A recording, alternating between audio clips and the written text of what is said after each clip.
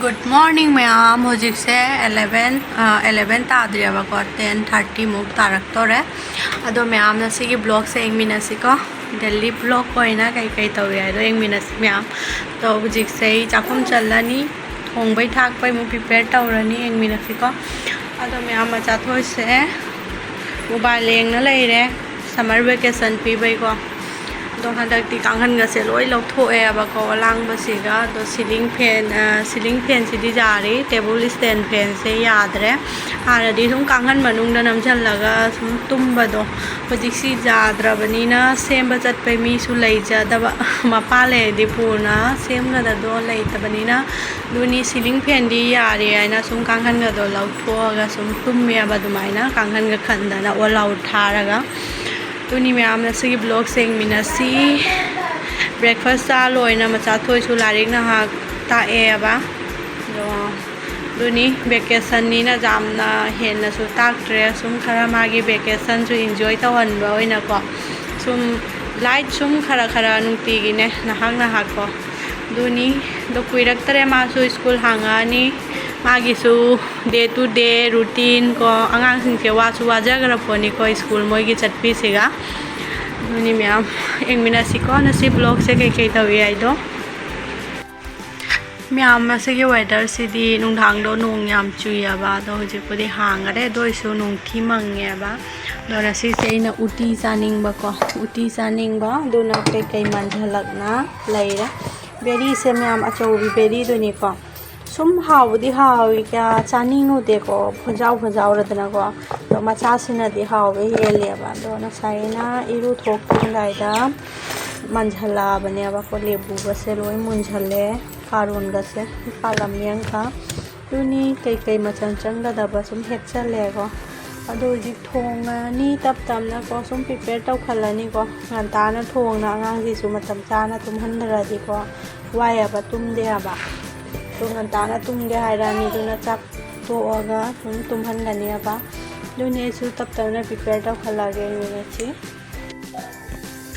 Ma'am मचन खरा दी सुम रेडी तौखलेको थैबोंग मरु सेना उटी दा हापे तिन मैम उटी दुसु मैम मोसोरी उटी नि एना तौदोसे दो मोटर बुदी लई दो तिंहौदरेबको एना तुम वेदर से खंगदबको ना सिदी नुंदांगा नुंग चुरामे नुंगालकदा सुम नुंथि मंगबसे चानिंगकपको तो थैबोंग मरु से मैम इपामदे पोरेने बना लांगपदुगा थैबोंगदी क्या खुदादे मैम मरु चाबचेदि याम हावी मैम दा खंगदे इरोनबा केनोगा जेंडेमगा इरोनबा दोगैदि उटीरे तुमाय हापसे तेंगाई तारगा जामना हावेबको दुनी मैम सिसु सेमागे खरा उटीदा हापकदबदो अदो एंगमिनसी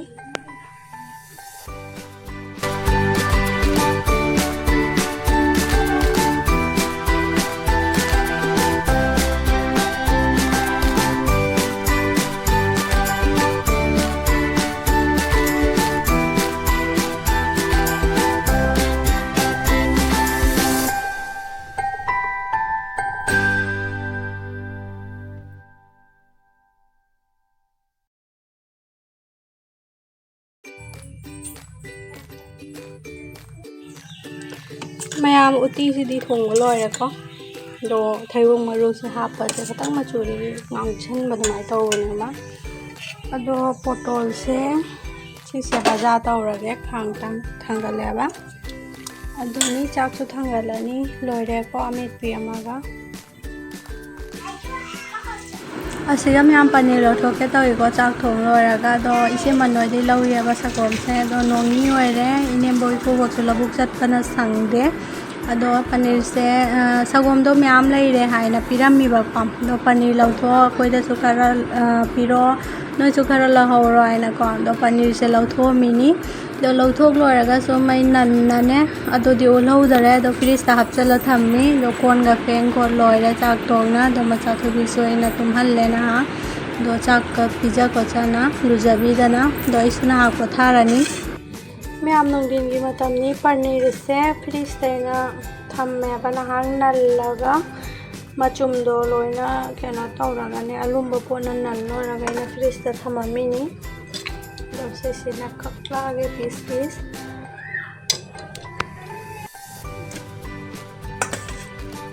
मैम सुम सुमाइना सुम कये पीस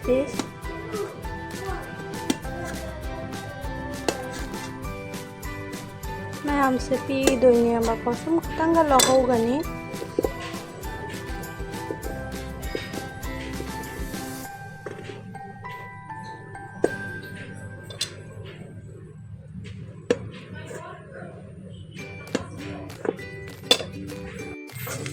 ꯃꯌꯥꯝ ꯐꯅꯖꯥꯝ ꯑꯗꯨꯝ ꯊꯣꯛꯑꯦꯀꯣ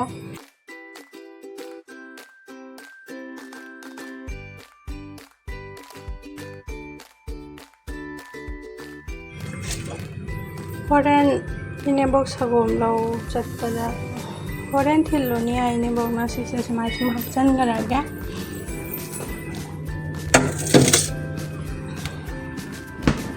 hello ma'am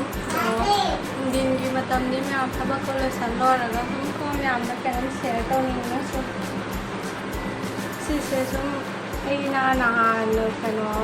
micro gi kano gi की handle lonba duga sise aina haibudo loisanba namaudare aina chahi ani mamangda ani ahum bu sura mare ado lonba do loisanba tanna sum thambado loina loisalle ngarang nasi ayukta loisalle ba do di video hapattare to sum thairu kupna bani aba sum khaja bani aba design se aina akai su chahanba jaya ba ai talla ba jam chahanba loisalle sum filter kupagumba Mana kayu kupa lumba jadi semua jare mata sare. Ini nasi saya ambil share tahu dia na tuh. Jadi miam sandal ni na hari lagi. Aiso video saya semua sandal apa nasi video saya nuai tahu dia rumah tu mana kan gara. Ado kalau dia ni semua macam miam liam ya bapa. Ado thong the kero decor tahu betul. Keno hai the toran hai the ni. Ado do lonjan ge taw ini sugumba macha alemba matumne mari mangala ya ba sangba yellow color ke kane ado do na ne lonjan ge taw ini rola to be ando sum set aur rakade ko duni sana lo sale ai su ha ga du ta ko na ngang tala ina ha sa ni duni me am ai video se do sala ge si di to kamane video da nuai ba video ma pura ko nambre ge me am do di si di Bye bye. Ma'am filter das maina kuppa jare ko sum to ango bani mot kan gani ai kuppo ya ba do si se kuppa mini pasta si dum kup kani sum ma'am do lag ke ai na ko maina